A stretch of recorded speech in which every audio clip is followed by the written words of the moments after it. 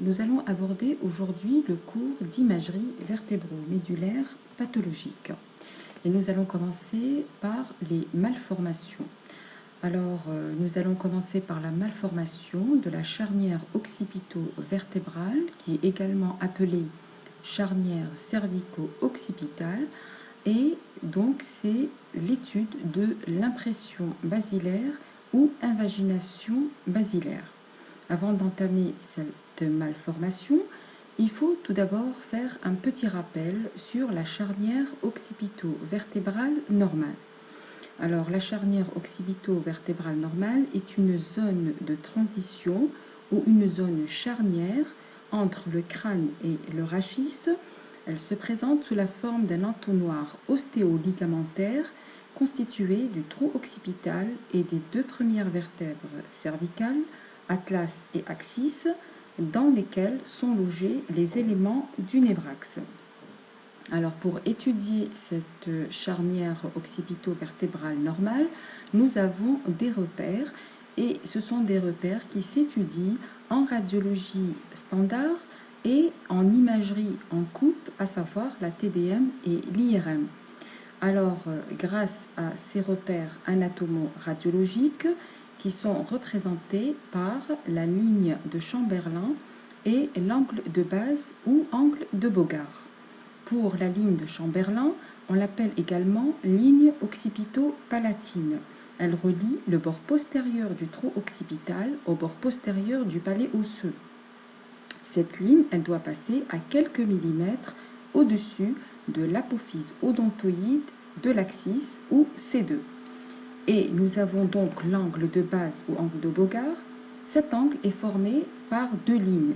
Une ligne joignant la racine du nez au milieu de la selle turcique et une seconde ligne qui joint le milieu de la selle turcique à l'apophyse basilaire ou clivus. La valeur normale de cet angle est comprise entre 125 à 135 degrés. Alors, une charnière, comme je l'ai dit, cervico-occipitale normale, elle est formée des deux vertèbres C1 et C2, atlas axis.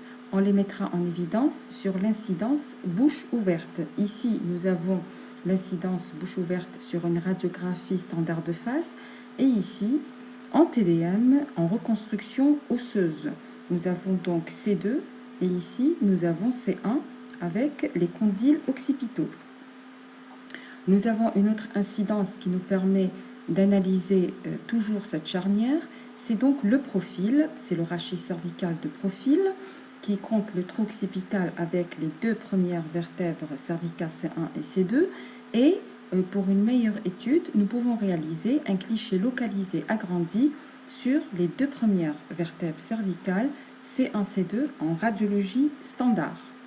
Alors schématiquement, sur le profil, c'est-à-dire le plan sagittal, on pourra apprécier cette ligne, la ligne de Chamberlain, qui relie le bord postérieur du trou occipital au bord postérieur du palais osseux. Et donc, on l'appelle également ligne palato-occipitale de Chamberlain. Et le sommet de l'odontoïde, il doit être au-dessous de cette ligne, c'est-à-dire que cette ligne doit toujours être au-dessus de l'apophyse odontoïde. Schématiquement, donc, la ligne de Chamberlain qui unit le bord postérieur du palais osseux au bord postérieur du trou occipital en un, elle est dessinée donc en un. Alors cette ligne, bien sûr, à l'état normal, le sommet de l'odontoïde, il doit rester toujours au-dessous de cette ligne. L'angle de Bogart, donc comme je l'ai dit tout à l'heure, l'angle est tracé depuis le nasion ou la racine du nez, on trace la première ligne jusqu'au milieu de la selle turcique, puis du milieu de la selle turcique jusqu'à la partie la plus déclive du clivus. Et on va devoir apprécier cet angle, c'est l'angle de Bogart qui doit être compris entre 125 et 135 degrés. Alors, ceci, c'est pour les valeurs normales. Nous avons des repères à prendre en compte en cas de malformation. Alors, en cas d'impression ou d'invagination basilaire, qui est une malformation osseuse, c'est une malformation de la charnière occipito-vertébrale qui résulte d'un trouble de développement du basi occipital c'est-à-dire de l'apophyse basilaire ou clivus qui est hypoplasique, insuffisamment développé. Les conséquences de cette malformation, elle va retentir sur le trou occipital qui va être ascensionné, invaginé vers le haut et qui va entraîner avec lui les deux premières vertèbres cervicales C1 et C2 qui vont apparaître enfoncées dans la boîte crânienne avec bien sûr la conséquence, c'est la réduction de la fosse cérébrale postérieure. Donc les critères du diagnostic radiologique, les critères vont reposer sur la ligne de Chamberlin qui doit être mesurée, ainsi que la mesure de l'angle de Bogart. Alors dans ce cas-là, la ligne de Chamberlin, elle va sectionner le sommet de l'odontoïde de ces deux. Et pour l'angle de Bogart, il va être ouvert et donc supérieur à 145 degrés, et on va parler donc de platybasie. Alors, bien sûr, sur le rachis de profil, on pourra apprécier l'impression basilaire comme je l'ai dit. À l'état normal, le sommet de l'odontoïde, il doit être toujours au-dessous de la ligne de Chamberlin.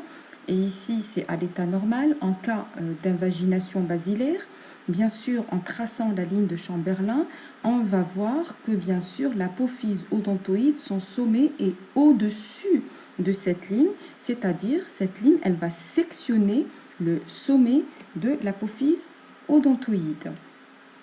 Sur des coupes TDM, alors ici nous avons la mise en évidence de l'invagination basilaire, alors une coupe scanographique axiale en fenêtre osseuse avec une reformation, une reconstruction sagittale qui nous démontre une position trop haute, bien sûr, du sommet de l'odontoïde qui est au-dessus de la ligne de Chamberlin, c'est-à-dire elle a sectionné la ligne de Chamberlin. Et ici, bien sûr, sur la coupe axiale, on va revisualiser l'apophyse odontoïde qui siège au niveau du trou occipital. Souvent, cette malformation osseuse est associée à une occipitalisation de l'atlas qui est mal formé. Alors, en IRM, on pourra également apprécier cette malformation. Alors, en TDM, ici, on voit très bien en traçant la ligne de Chamberlin, bien sûr, la ligne, elle va sectionner l'apophyse, le sommet de l'odontoïde. Et en IRM également, en traçant cette ligne de Chamberlin, on va pouvoir apprécier cette ascension, cette section de l'apophyse odontoïde dont le sommet est largement au-dessus de la ligne de Chamberlin, et on pourra même mesurer cette distance en TDM, aussi bien en TDM qu'en IRM. Alors, après avoir vu cette malformation osseuse, on peut également avoir des malformations associées nerveuses, à savoir la malformation d'Arnold-Chiari, qui est une ectopie basse des amygdales cérébelleuses, on les appelle également les tonsilles cérébelleuses, et bien sûr qui descendent au-dessous du trou occipital. Cliniquement, on va rencontrer un syndrome de compression cérébelleuse, bulbaire ou médulaire, cervicale haut.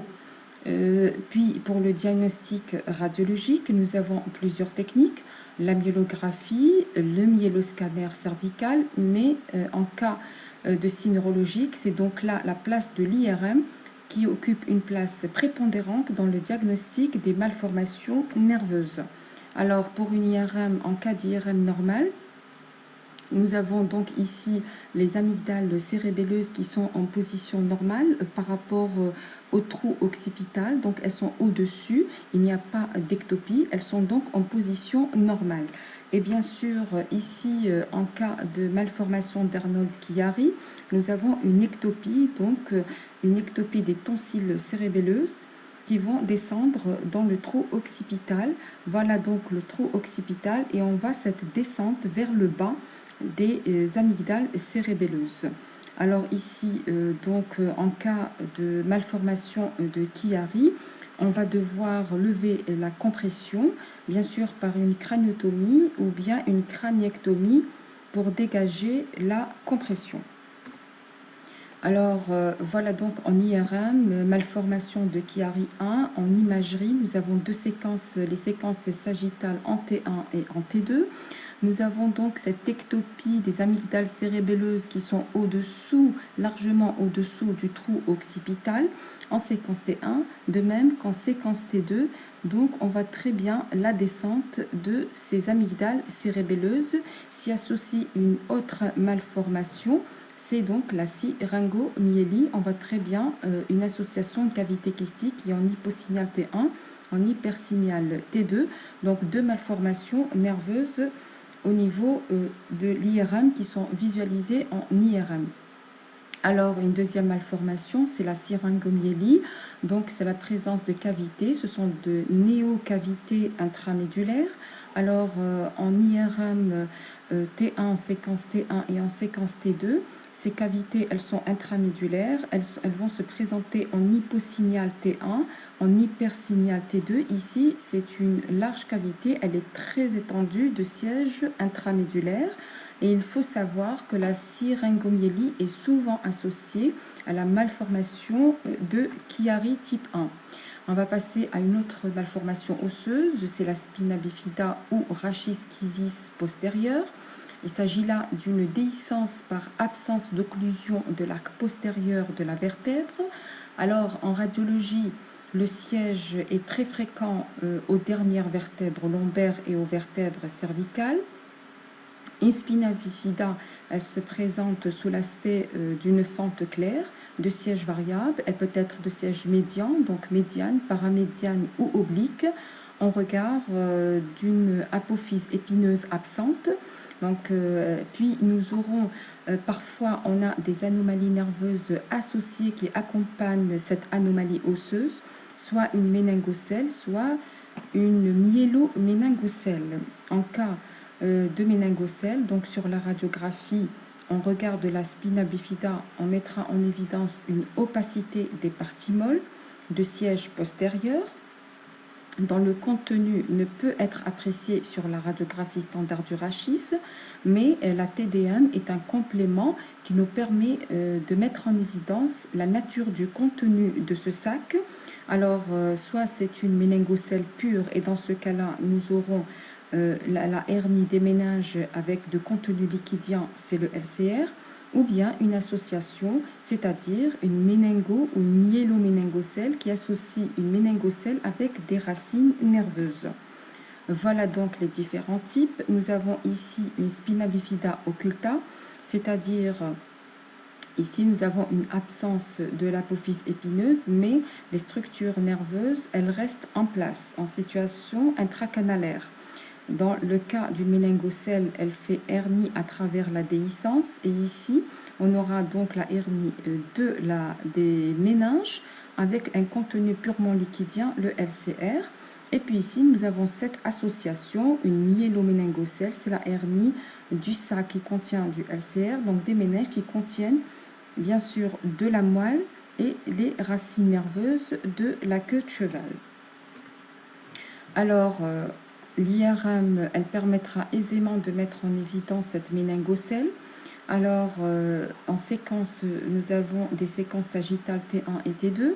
La méningocèle est là, donc à travers une déhiscence, donc un défaut d'occlusion des lames, on aura un petit sac liquidien qui se présente en hyposignal T1 et en hypersignal T2 qui correspond à la méningocèle.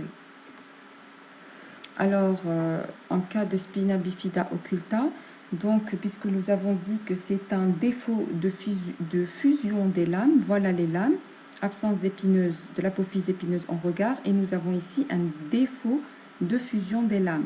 Ici, nous avons une coupe axiale TDM en fenêtre osseuse, et là aussi, on mettra en évidence cette fente claire qui est le défaut donc d'occlusion des lames.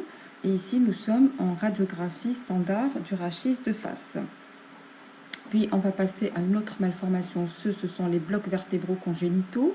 Alors, c'est un bloc osseux de 2 ou de plusieurs vertèbres qui est le plus souvent d'origine congénitale.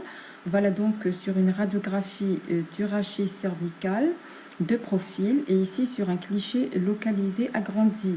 Nous avons un bloc C3-C4 et un deuxième bloc C5, C6, C7, avec soit une absence de disque intervertébral, ou bien un disque intervertébral qui est rudimentaire. Et bien sûr, nous aurons là aussi, on pourra mettre en évidence ce bloc avec un discret reliquat ou un disque rudimentaire. Alors, on va passer à notre chapitre, ce sont les traumatismes vertébro-médulaires. Il s'agit de lésions vertébro-médulaires consécutives à un traumatisme du rachis. Alors, au décours des traumatismes, on mettra en évidence les lésions osseuses. Alors, nous avons d'une part les fractures des corps vertébraux et puis on verra tout à l'heure les fractures de l'arc postérieur. Pour les fractures des corps vertébraux, plusieurs aspects radiologiques peuvent se voir. On peut rencontrer des fractures complexes avec de multiples fragments et ce sont de véritables fractures, éclatements ou fractures comminutives. On peut également avoir des arrachements de coins vertébraux, corporéaux, et les arrachements, on les appelle arrachements cunéiformes, voire de véritables fractures tassements. Dans ce cas-là, on aura une diminution de la hauteur vertébrale avec plus ou moins une augmentation du diamètre antéro-postérieur avec une rupture du mur postérieur qui sera bien mis en évidence sur le profil. Pour ce qui est des fractures de l'arc postérieur, elles peuvent intéresser n'importe quel segment de l'arc postérieur, les pédicules, les apophyses articulaires, voire les lames ou les apophyses épineuses. Elles sont souvent associées à des déplacements ou bien des luxations et on parlera par conséquent de fracture-luxation. Et dans ce contexte-là, il y a possibilité de compression, voire de section de la moelle épinière. Alors, l'apport de la TDM en cas de traumatisme, et c'est l'examen de première intention. Alors, la TDM, elle permettra de rechercher les fragments osseux intracanalaires qui peuvent comprimer ou léser la moelle épinière, rechercher également des hémorragies, voire un hématome intracanalaire ou bien une contusion œdémato-hémorragique médulaire. Ici, nous avons une reconstruction sagittale en fenêtre osseuse qui met en évidence une fracture tassement corporéal avec un recul du coin postéro-supérieur corporéal et avec une rupture du mur postérieur. On voit très bien qu'il y a un recul du mur postérieur et qui est en situation intracanalaire et qui peut ici, dans ce contexte-là, entraîner des lésions médulaires. Donc, de l'intérêt de la fenêtre partie molle pour voir les lésions, d'éventuelles lésions médulaires ou radiculaires associées. Alors là, nous avons une fracture déplacée du corps de C2. Et là, nous avons une fracture éclatement, fracture complexe comminutive. Fracture de l'arc postérieur qui intéresse les deux pédicules, elle est bipédiculaire. On passe maintenant à un autre type de lésion, c'est ce qu'on appelle le spondylolisthésis. Spondylo qui veut dire corps vertébral, listhésis qui veut dire glissement. Il s'agit là d'un glissement d'un corps vertébral en avant du corps vertébral sous-jacent.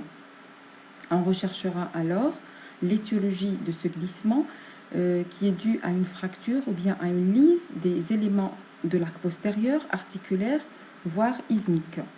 Alors, le spondylolisthésis, ici, il s'agit d'un glissement antérieur, donc un spondylolisthésis antérieur par rupture ismique.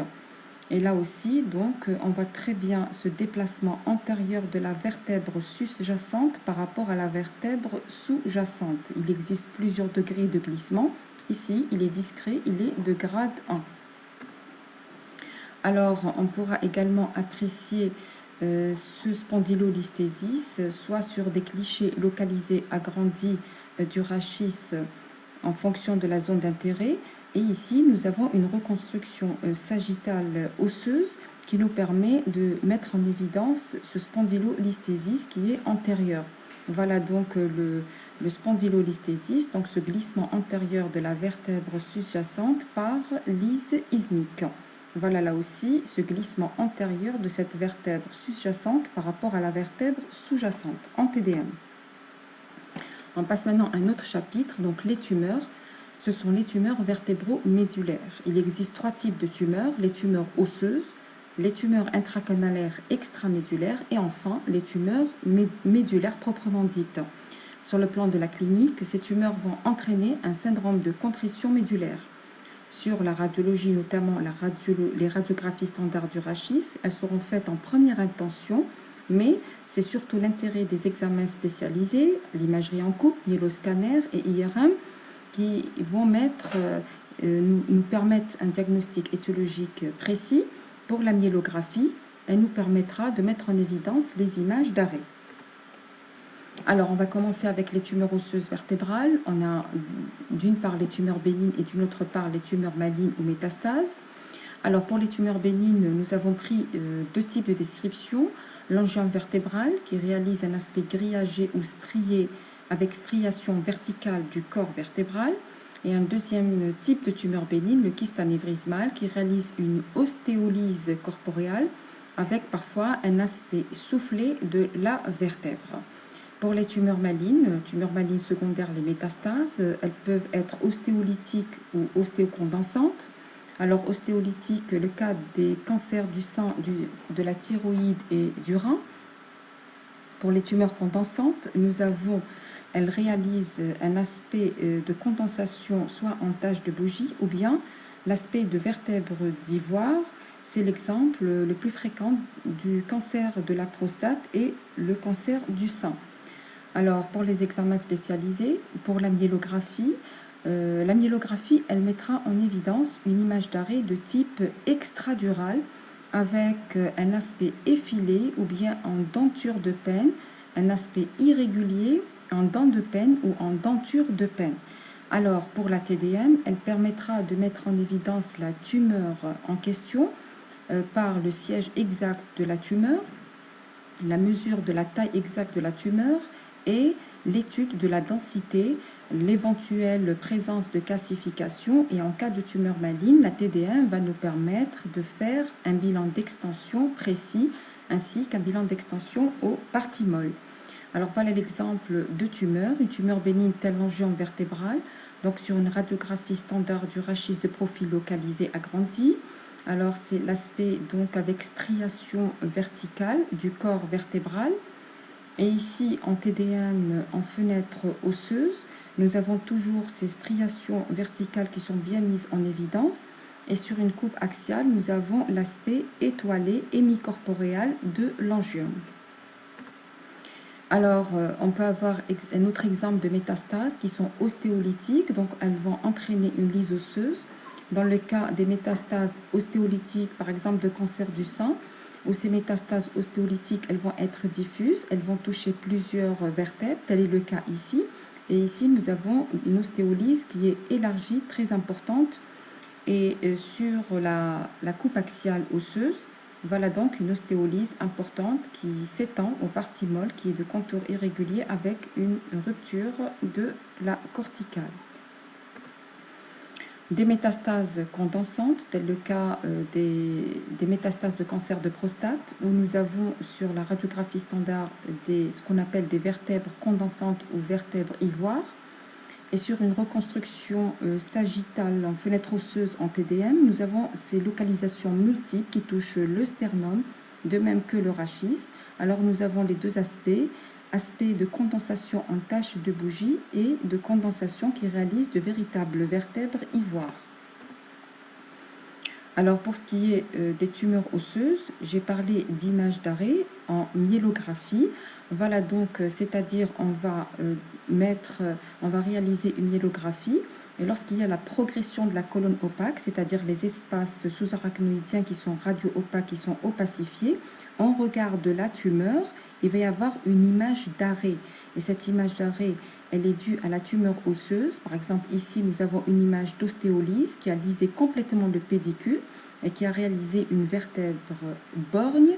Alors, en regard, on aura une image d'arrêt de type extradural, c'est-à-dire la limite supérieure, elle réalise une image d'arrêt, bien sûr, en dent de Penn ou en denture de Penn irrégulière effilée. On va passer au deuxième type, ce sont les tumeurs intracanalaires intradurales. Ce sont les plus importantes du point de vue neurologique et on va prendre l'exemple du neurinome. Donc sur les radiographies du rachis standard, on mettra en évidence des signes indirects, ce sont des lésions osseuses, soit des érosions de pédicule, ou bien on peut avoir un agrandissement d'un trou de conjugaison. par le neurinome. Alors, on va passer maintenant aux examens spécialisés, la myélographie ou bien l'imagerie en couple TDM et IRM. On va commencer avec la myélographie qui va mettre dans ce cas-là une image d'arrêt. Elle met en évidence une image d'arrêt de type intradural, c'est-à-dire avec une image d'arrêt en cupule, c'est l'aspect en cupule. Et l'aspect en cupule, voilà donc en cas d'image d'arrêt en cupule, tel est le cas, j'ai pris l'exemple du neurinome qui entraîne par exemple un élargissement du trou de conjugaison.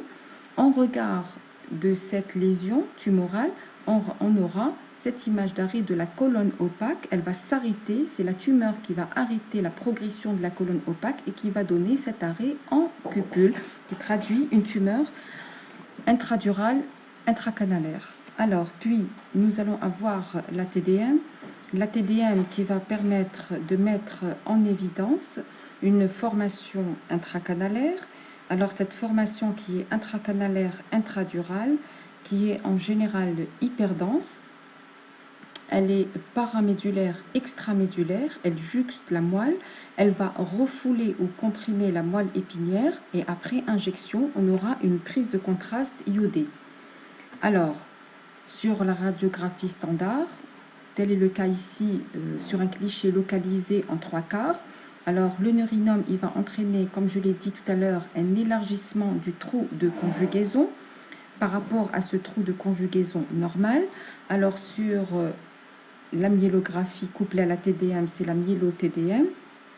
On mettra en évidence, alors vous remarquez ici que nous avons la moelle épinière qui est entourée par les espaces sous-arachnoïdiens qui sont hyperdenses, qui sont opacifiés par le produit radio-opaque. Et ici, nous avons la tumeur qui juxte, qui est à côté de la moelle, qui est extramédulaire, qui est donc intracanalaire, intradurale, extramédulaire. Et cette lésion intradurale extramédulaire, on la mettra également en évidence en IRM. Elle est ici. Elle est donc à l'intérieur du canal, mais elle est extramédulaire. Elle va refouler le segment, le cordon médulaire en regard. Puis, pour terminer, on a le troisième type, ce sont les tumeurs médulaires. Alors, les tumeurs les plus fréquentes, ce sont les épendymomes, les astrocytomes et rarement des lipomes. Alors, sur la radiographie standard, alors radiographie bien sûr du rachis, on peut mettre en évidence des lésions osseuses à type d'érosion des pédicules avec un aspect concave de leur bord interne, voire en fonction de l'importance des lésions, on peut assister à une destruction complète d'un pédicule, et on parlera là de vertèbres bornes, voire une destruction complète des deux pédicules, et on parlera ici de vertèbres aveugles. Alors pour les examens spécialisés, pour la myélographie, elle va nous donner une image d'arrêt de la colonne opaque de type intramédulaire, c'est-à-dire que la tumeur, elle va être de siège intramédulaire, elle va entraîner une augmentation du diamètre de la moelle épinière, et cette augmentation du diamètre de la moelle, elle va refouler de part et d'autre les espaces périmédulaires et donner une image d'arrêt complète. Pour la TDM, en tomodensitométrie, elle mettra en évidence le diagnostic étiologique, la cause de l'image d'arrêt. Donc ici, en cas d'épendymome ou de lipome, en fonction de l'étiologie, s'il s'agit là d'un épendymome, on mettra en évidence une formation tumorale intramédulaire avec, qui se présente sous l'aspect d'une lésion hyperdense, avec une augmentation du calibre de la moelle, et on parlera de gros calibre, d'une moelle de gros calibre. Et si c'est un lipome qui entraîne cette augmentation de calibre de moelle, le lipome, il va être donc hypodense en TDM et hypodense de densité négative. Alors, les exemples en IRM, alors c'est l'exemple tout d'abord de l'épendymome. Nous réalisons ici, nous avons donc des coupes sagittales en T1, en T2 et en T1 Fatsate Gado. Alors, la tumeur, elle est de siège intramédulaire. Elle a entraîné une augmentation du diamètre de la moelle. Elle présente un signal discrètement en hyposignal, de signal intermédiaire. Puis nous avons en T2, elle est discrètement en hypersignal T2.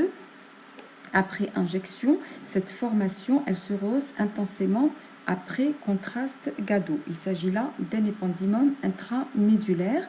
Et ici, on remarque bien que cette tumeur, elle va refouler de part et d'autre les espaces sous-arachnoïdiens périmédulaires. Et puis un autre exemple, ce sont les métastases, toujours en IRM, sur des coupes sagittales T1, T2, puis T1, Fatsat, Gado. Alors nous avons le T1 ici, la séquence T2 ici et la séquence T1, Fatsat, Gado. Sur la séquence T1, nous avons de multiples lésions intramédulaires qui sont en hyposignal, qui entraînent une augmentation du cordon médulaire. Et puis ici, elles sont discrètement en hypersignal. Et après injection, ces formations, elles sont multiples, elles sont intramédulaires, elles sont de taille variable, elles se rehaussent après injection et elles refoulent, là aussi, de part et d'autre, cette moelle agrandie, elle refoule de part et d'autre les espaces périmédulaires en regard. Alors pour terminer, on va passer à la pathologie discomédulaire, c'est donc la hernie discale. Il faut savoir que le disque intervertébral peut être lésé de deux manières, soit par processus dégénératif, et c'est le cas de la dyscarthrose, ou bien par processus traumatique provoquant ainsi une hernie discale. Il faut toujours rechercher cliniquement d'éventuels signes de compression médulaire ou radiculaire, et après la clinique, on devra confirmer ces compressions sur l'imagerie en coupe, soit en TDM, soit en IRM. Alors, pour ce qui est des radiographies standards du rachis, soit ces radiographies réalisées, elles peuvent être normales, ou bien elles peuvent mettre en évidence un bâillement postérieur du disque intervertébral, ou bien un pincement du disque intervertébral. Alors, en TDM, il s'agit là d'un passage de matériel discal dans le canal osseux. Ce matériel discal, il présente un aspect hyperdense dont la densité, elle varie entre 40 et 60 unités Hounsfield, et il va occuper l'espace antérieur, et ce passage de matériel discal dans le canal osseux est appelé débord discal focal. Ce débord discal focal, il peut être médian, et lorsqu'il est médian, il est sans conflit disco-radiculaire.